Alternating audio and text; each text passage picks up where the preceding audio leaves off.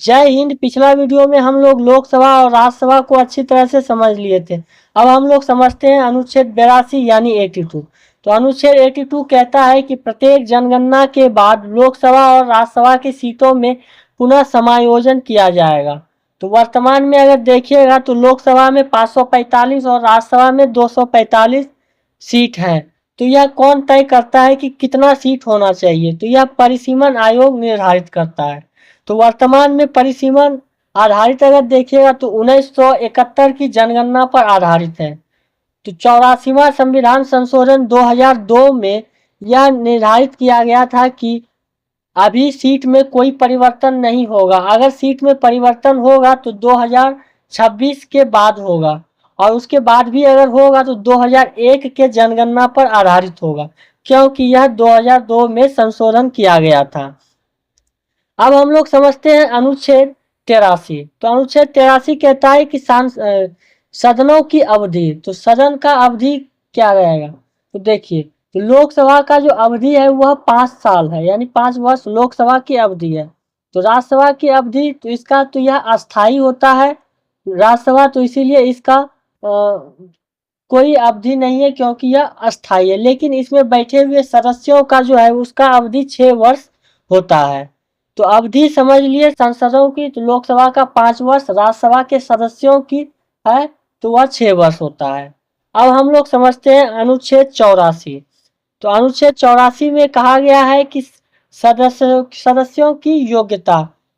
तो क्या योग्यता रहेगा संसद में बैठने वाले सदस्यों का? तो पहला है कि वह भारत का नागरिक होना चाहिए।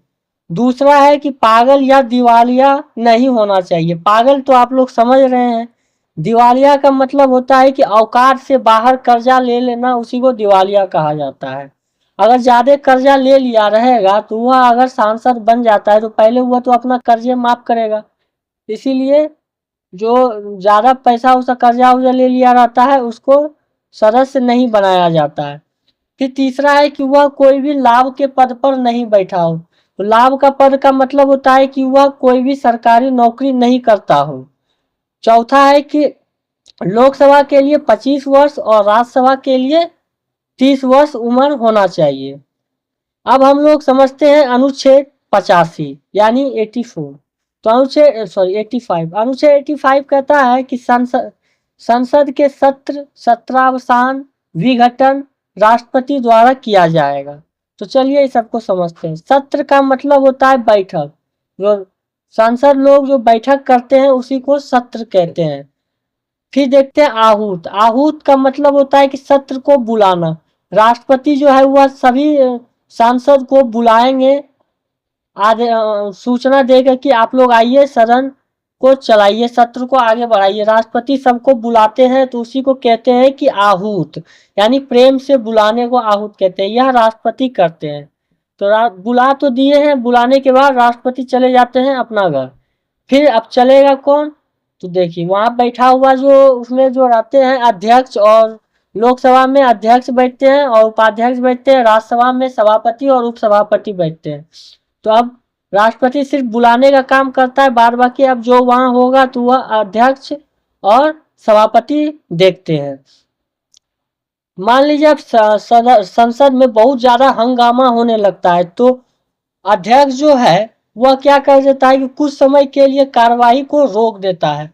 तो कुछ समय के लिए कार्यवाही को रोकना स्थगित कहलाता है। यह कुछ समय में के लिए किया जाता है। तो लोकसभा को स्थगित कौन करेगा? अध्यक्ष करेगा। और राज्यसभा को कौन करेगा? सभापति करेगा। अब फिर देखते हैं सत्रावसान क्या होता है। सत्र को समाप्त करने को सत्रावसान कहते हैं। तो देखिए सत्र को बुलाएगा राष्ट्रपति, सत्र को समाप्त करेगा राष्ट्रपति। बाद में ये बीच में जो भी काम होगा वह अध्यक्ष और सभापति करते हैं। फिर अब देखते हैं विघटन या फिर भंग।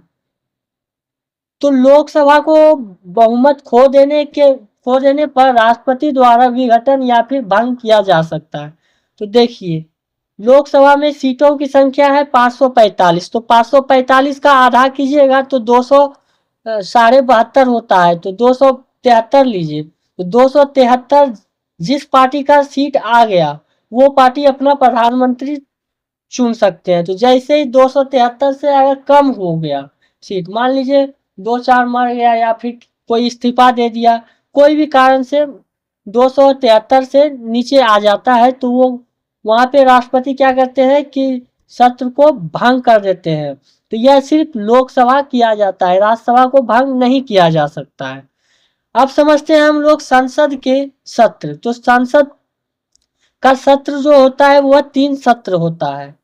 तो अब पहले समझते हैं संसद का सत्र वर्ष में 3 सत्र होता है, यह तो समझ गए। अब समझते हैं कि 2 सत्र के बीच में अधिकतम 6 महीने का अंतर होना चाहिए, उससे ज्यादा का नहीं होना चाहिए। 6 महीने से ज्यादा नहीं होना चाहिए 2 सत्र के बीच में। ऐसे पूरा साल में 3 सत्र चलता है। तो पहला होता है बजट सत्र।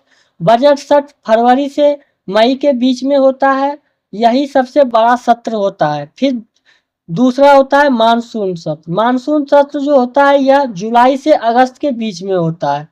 तीसरा होता है शीतकालीन सत्र। शीतकालीन सत्र जो होता है यह नवंबर से दिसंबर के बीच में होता है। तो इसमें सबसे छोटा सत्र जो होगा वह शीतकालीन सत्र होगा, जो नवंबर से दिसंबर के बीच में है। नवंबर से दिसंबर के बीच में है। इसको अगर देखा जाए तो यह दिसंबर का शुरू से शुरू होता है और दिसंबर के अंत में यह समाप्त हो जाता है।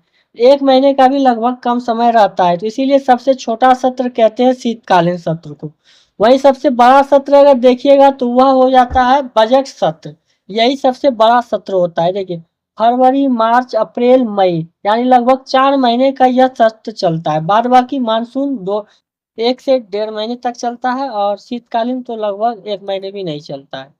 तो मुझे उम्मीद है कि आप लोग को अनुच्छेद 82, 83, 84 और 85 समझ में आ गया होगा।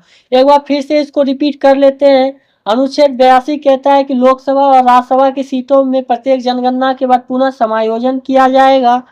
अनुच्छेद 83 कहता है कि सदनों की अवधि, तो लोकसभा की अवधि जो है वह 5 वर्ष है, राज्यसभा अस्थाई है, लेकिन इसके सदस्यों की अवधि वह 6 वर्ष होता है। फिर अनुच्छेद 84 में है सदस्यों की योग्यता। अनुच्छेद 85 में है संसद के सत्र सत्रावसान विघटन राष्ट्रपति जी के द्वारा होता है। तो यहाँ तक अगर समझ में आ गया होगा तो मिलते हैं अगले वीडियो में, तब तक जय हिंद।